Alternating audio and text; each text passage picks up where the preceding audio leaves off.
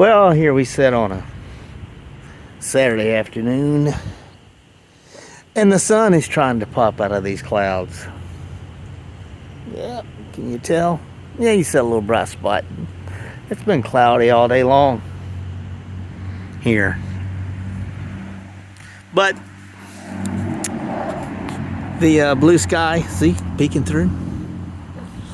But now, when you get up in West Tennessee, we're talking Arkansas, Kentucky, Virginia, they have been seeing heavy, just trains of rain basically all day up there. It's been flooding up there all day. Some strong storms.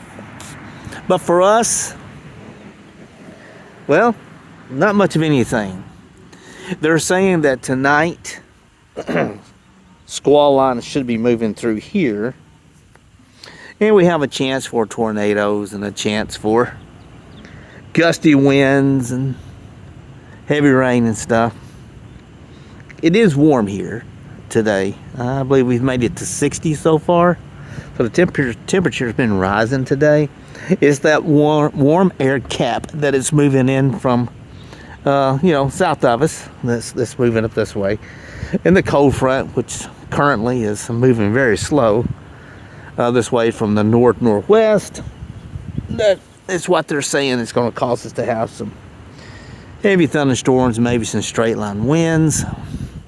It has been gusty here, the winds up to like 20-25 miles an hour since last night, and that has continued through today. But so far, no rain, at least not, not to mention maybe a sprinkle on the windshield here, and no storms, just cloudy skies. So I guess we'll call this the calm before the storm. Now the other night, driving on that big interstate like we do every night. Woo, Lord, see, what's today? Saturday. What is that? It was Wednesday or Thursday night. I can't remember which night. You could not see the road. It took us over 2 hours to get to our destination. And normally you're looking at an hour and a half to get to our destination, and that was a little rough driving. Of course, everybody's experiencing a lot of rain.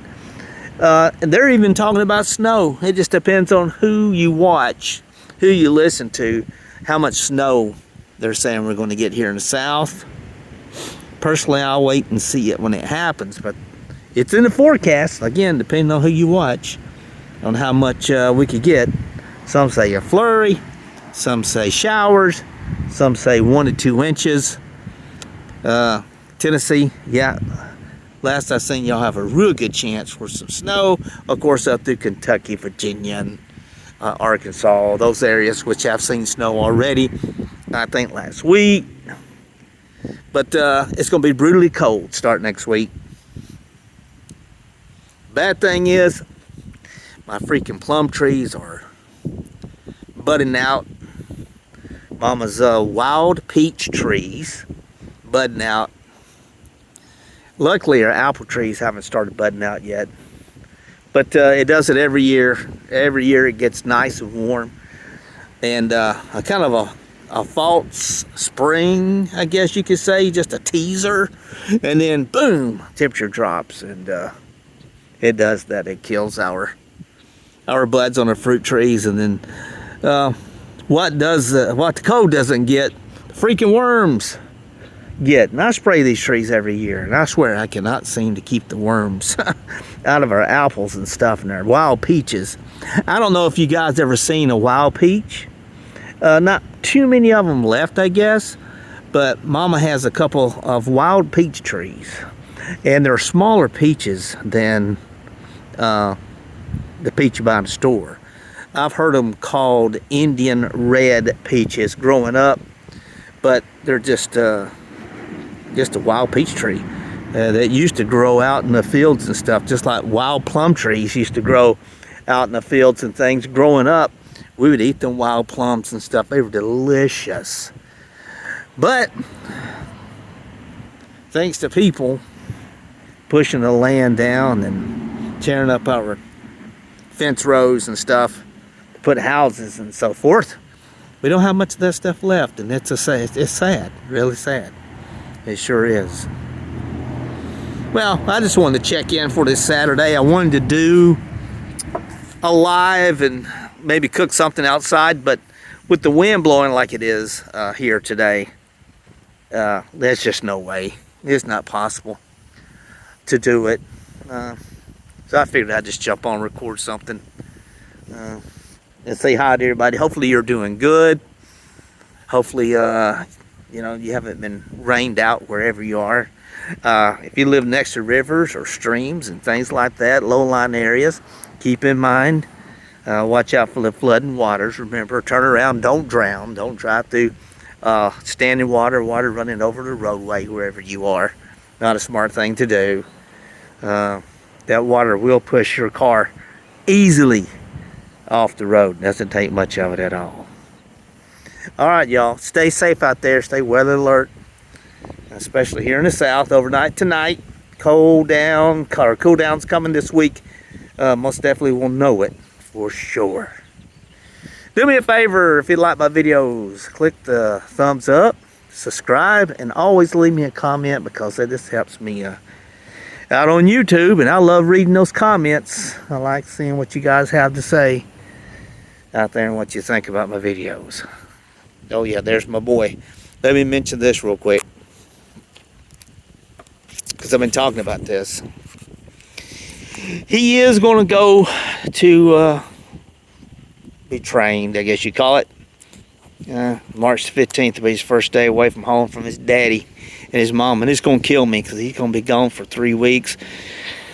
We'll be going back and forth down there as well to learn, I guess, the commands, spend time with Simba, this kind of thing. It's just that I have never had one of my dogs in a cage. And of course, in a situation like that, they put them in a cage or kennel, whatever you want to call it. They're caged up. And what worries me about the whole thing is Simba's situation, being rescued and stuff. I don't know how his life was before we got him. I don't want him to think that we are abandoning him and just dropping him off somewhere. I mean, the wife is right. If something happened and we had to call 911, a rescue had to come here at the house for some reason, they wouldn't be able to come in. They would have to take Simba down. He wouldn't allow anybody in this house, on this property. So if I'm not around or whatever, and she had to have 911 at night or something, rescue here, they would have to put him down to get in the house. So hopefully they can help us with that, help teach us to show him who can come and who can't come, if that makes sense. Who do we allow in the house and who we don't allow in the house. If they're welcome, that's okay. If they're not welcome, then you do your thing, Simba. You take care of business.